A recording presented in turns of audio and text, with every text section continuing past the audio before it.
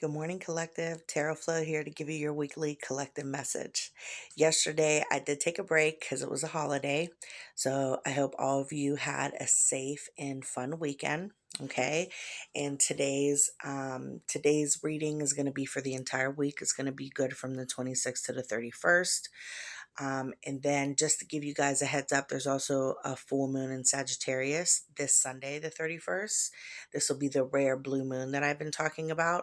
I'll also come on here and do, a energy update, including a tarot reading for the day of the full moon as well. So if you feel like this weekly message is going to resonate with you, please stay. And if not, you can scroll away at this time. Remember, time is an illusion, energy is fluid. So please take what resonates and leave what does not. Even though this reading is for this week, if this reading finds you anytime after the 31st of May, I'm sure the messages are still going to resonate. So let's get into the cards. Today I'm using Everyday Tarot.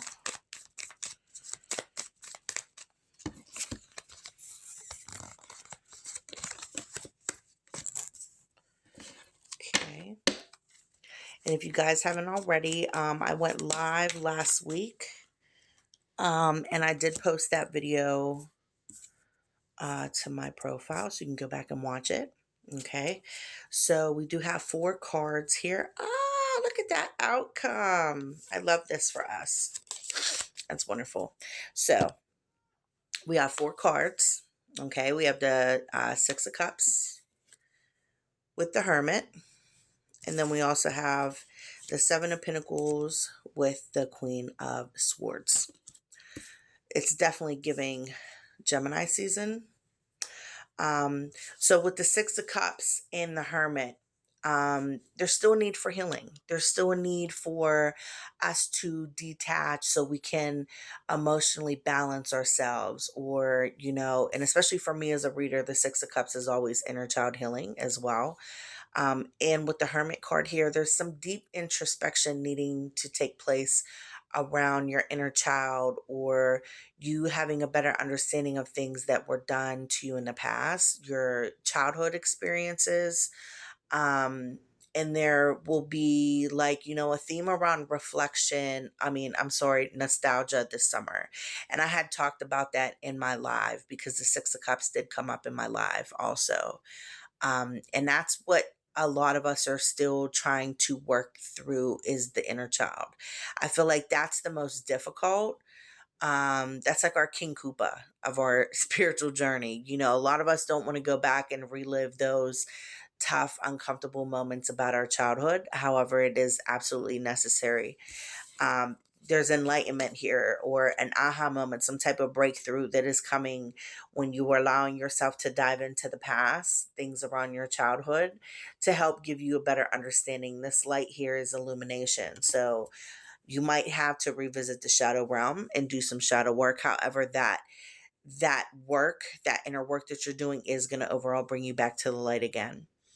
And I like that a lot. And I also feel like there's a need for us to forgive those and others who, neglected us, abused us in the past, and from our childhood. There will be a need for that, especially as we're moving forward. There's a lot of things that we need to continue focusing on, but also the forgiveness is going to be really big. Not allowing these people, places, and things to still hold power over us, knowing that it was so long ago, it was from our childhood, but it's something that we need to move past now. And then with the 7 of Pentacles and the Queen of Swords here, this is giving in slow intentional energy during Gemini season, especially with the Queen of Swords here, because the Queen of Swords is very cutthroat. She's all about setting her boundaries, and at the same time, she will cut you first and ask questions later, but I definitely feel like there is a need for you to protect what you're being patient towards, protect Mhm. your manifestations, protect your intentions at this time, and I have been talking about that the last couple weeks, especially from the new moon in Taurus, that like whatever we're setting our intention on or the things that we're trying to bring in at this time will take some time. It's gonna take a lot of inner work. It's gonna take a lot of encouragement. It's gonna take a lot of nurturing. Especially as we're planting those seeds, we really need to tend to that garden and understand that, like, whatever we're planting our seeds for is not going to come overnight, right? So, really giving yourself the patience to work in that garden, okay? Whether that's a physical one, a spiritual one, a metaphorical one, however you want to put it. I really feel like there's a need for us to tend to self, tend to the things that, we are setting our intention on, and allowing the universe to kind of come and give us um, some um I'm hearing some of you might get clues based on, whatever intentions that you had recently set, especially if it was around the new moon in Taurus, just because it takes time.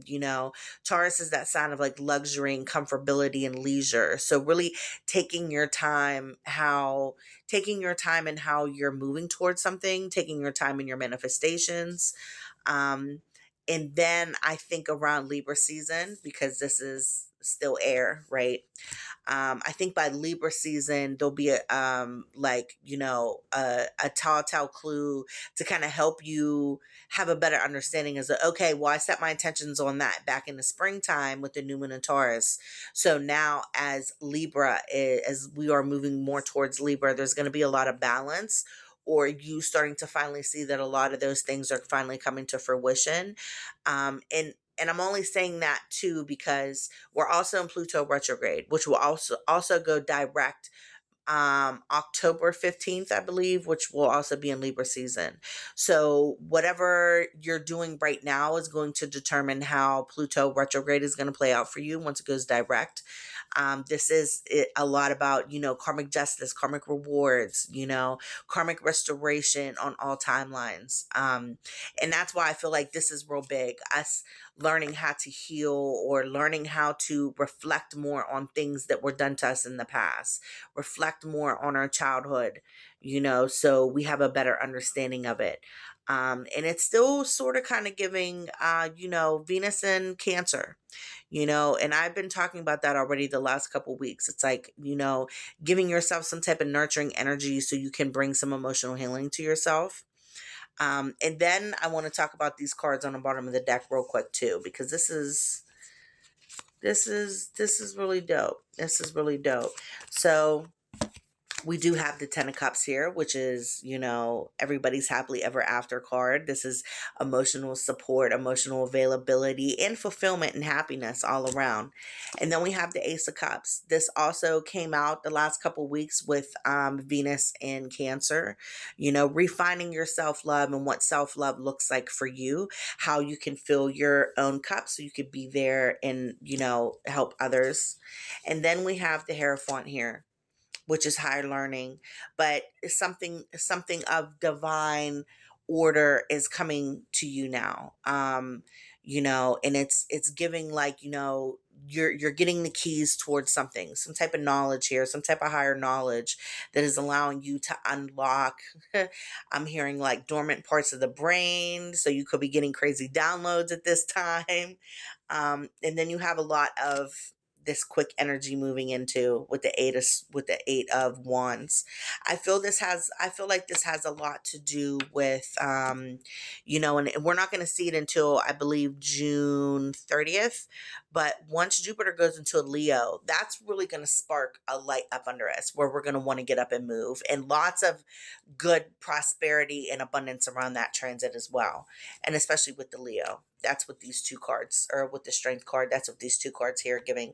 This is giving Jupiter in Cancer, or I'm sorry, Jupiter in Leo, and that will transit on June 30th. Okay. So really pay attention to the energy at this time and really allow yourself to be more intentional, more intentional with what you're doing and how you are, planning things for the future, and still continue doing this work. Still continue doing the introspection around what it is you need to do for your inner child, or what it is you need to do for you to have a better understanding of your past. Okay. So I hope that resonated with you guys. If it did, please comment down below. I'm also leaving my personal info down here so you can contact me for a personal reading. And as always, I hope you guys have a great week, and I'll catch you on the next one. Bye.